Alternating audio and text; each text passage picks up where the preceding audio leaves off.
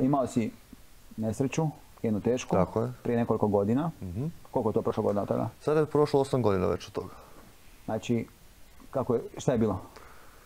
Pa rekao bi neki prst sudbine, druga prilika u životu, druga šansa, koji naravno mnogi ne dožive.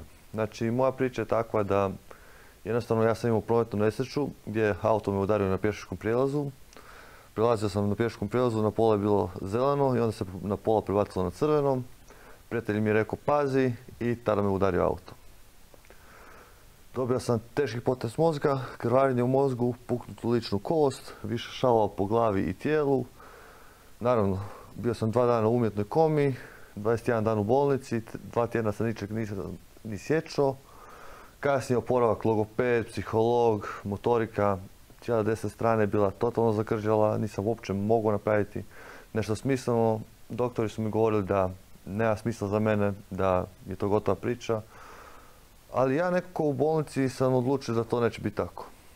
I svoj način razmišljanja promijenio, te rekao sam, prošao sam jako loših stvari puno u životu i uspjet ću jako puno stvari napraviti. Jer da sam umro na tom mjestu, tada na tom pješačkom, moje sjećanje bi bilo jako maleno, moja obitelj bi se sjećala, moji prijatelji tu i tamo. I rekao sam želim promijeniti svijet i napraviti da bude bolje mjesto.